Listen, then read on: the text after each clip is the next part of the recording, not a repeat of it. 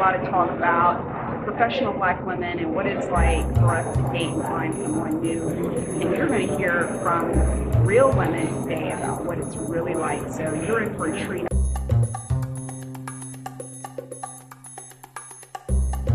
Hi, I'm Sar from thetendedgarden.com, a blog for singles over 30. Hi, this is Sherri. I just wanted to shout out to Ariana over at WomenSpeak for helping me get this face together. And always to my girl Tiffany Nelson for getting my hair on point for all my occasions. Thank you. Let's kind of start this thing off on a positive note before I digress into a dark space. I'm really, I definitely think it's a numbers game to a certain extent. So you gotta, they say in a lotto you gotta play to win. You know, you gotta playing the numbers, right? They are playing. I feel like men are playing the numbers. Yeah. Okay, so. You know, we were just talking about, you know, different types of men, and some want to settle down, some don't. And as long as they're upfront with you about what they want, cool. Yes. You don't want to get married? Cool. Right. But like this guy that I met on Friday, the one who was like, you know, I don't really want to get married again. We talked a couple times, and at the end of his conversation, he was like, if I wanted to pursue somebody, I would pursue you. He pointed his fingers and everything. Wow. For a second, I was like, me? You talking about little old me? Girl, he had some woman. He walked, I mean, we were like 10 feet away from each other. He had some other woman who I'm sure he also told he didn't want to settle down to. All over him. I'm talking about kissing, you know, touching, and then he come back over and say something else. And I was just like, these men got it good. Because I was having drinks with a girlfriend, by the way. So me and my girlfriend were sitting talking, and he would come over when he wanted to say something. And I was like, we ain't got it that good as women. You know, the game is different now. Yeah. I don't know. I feel like your experience is what you make of it. Right. So, do we have it good or not? Well, that's up to the individual to decide. Right. Because the guy who you just talked about, he wouldn't even be in my dating pool. Right.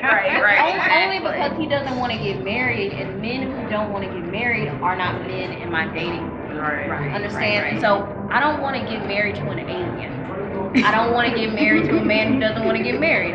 You know what I'm saying? And so it doesn't matter, like he doesn't matter only because I don't count him as a part of my dating pool. Right. And the other thing about deciding who's in your dating pool is if they're in your pool, that also means that they have to be attracted to you and want something from you as well. Right. Okay, so you might think someone is in your dating pool, right? But if they're not into you, they're really not. Exactly. And so you just have to be. You have to accept who's in your dating pool and accept who's not in your dating pool. And you can kind of regret who's not there. Like, man, I wish he was in there. Right. But if he's not, he's not. Just leave it alone. Yeah, just leave it alone. And so I think that if you are focusing on people outside of your pool, that could actually lead you to be a little unhappy. That's a good point. But if you focus on who's there, who's interested in you, who you're interested in, I think that can lead to more happiness. Right. So back to your question about, you know, what is dating like today? I think it's about options. You know, I think in our parents' era, it was kind of about survival. You know, pool your resources, right? Exactly. I think that's what it was about. But a mortgage payment. Exactly. You know, you take care of the kids, and I will work, and you know, things like that. But I think now it's about options, and that brings with it a certain set of behaviors, and that is what it is. I mean, it works out for us for the good, and sometimes it works out for us for the not so good. Right.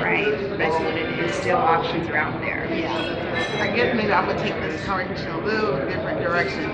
I definitely think that dating has changed since we first started out as younger ladies. It was all initially, everything was all about who you met in person and the circle of friends that you were able to find someone in that circle of friends. Now that technology has taken off. Now we have a bigger circle of friends, so to speak, that we're pulling from in that pool. So yeah, initially we went to school with that we were associated with and maybe connected with, and as we got older, then the span of associates grew from who we work with, in addition to who we were friends with.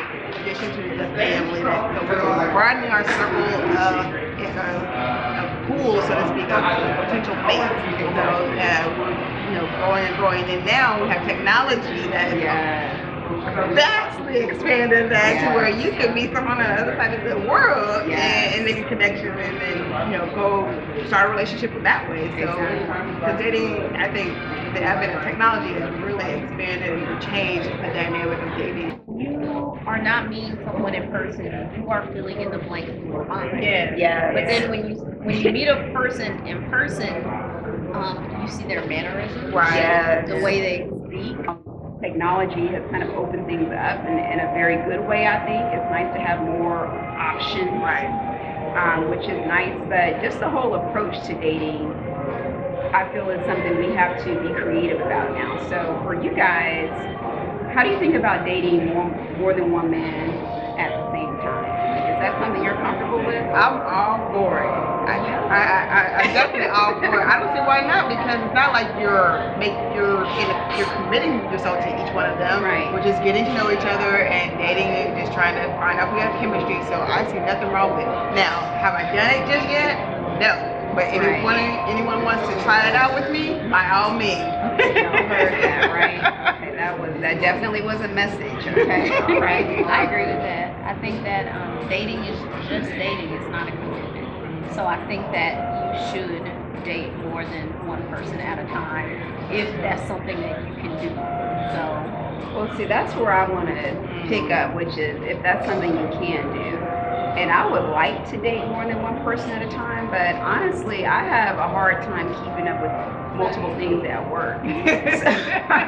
So if I'm now trying to remember not just somebody's name, but details. So as an example, I did a speed dating event. I've done a couple of them where you meet. I met like 11 men, and all 11 of them were telling me something about that. And then you go out with who you match up with.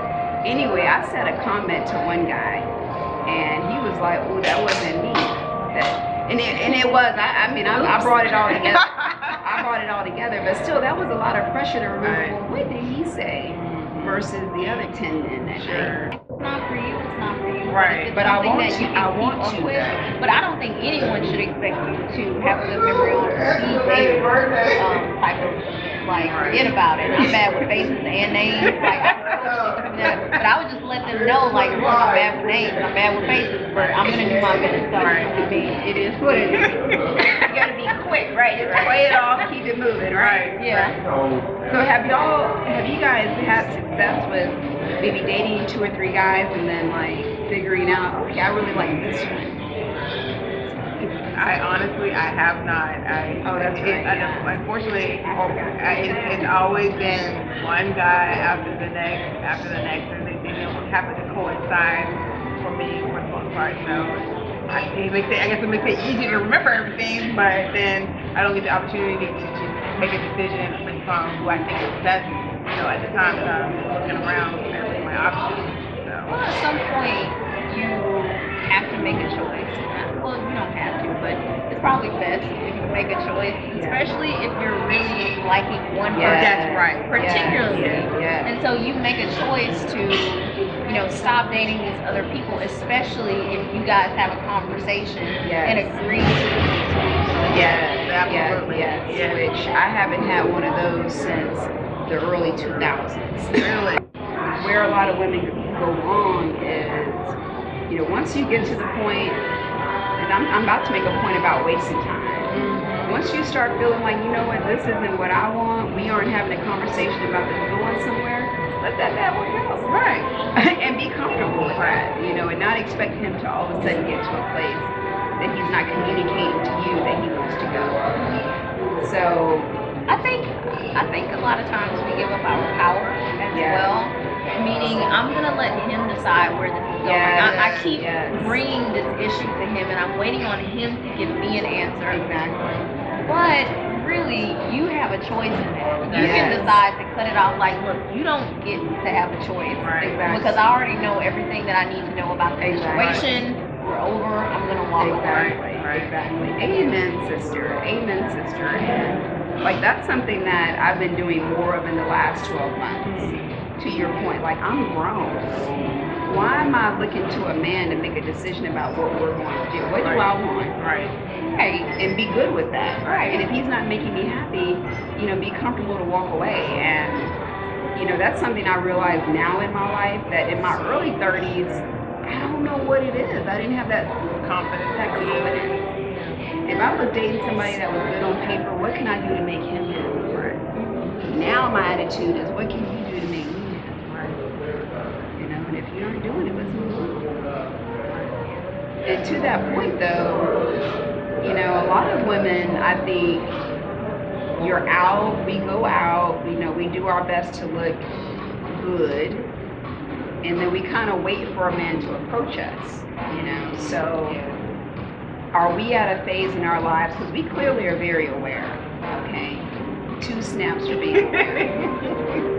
But are you comfortable with going and approaching a man? I used to do it all the time, by the way, and now I don't do it, but I think I'm going to bring it back.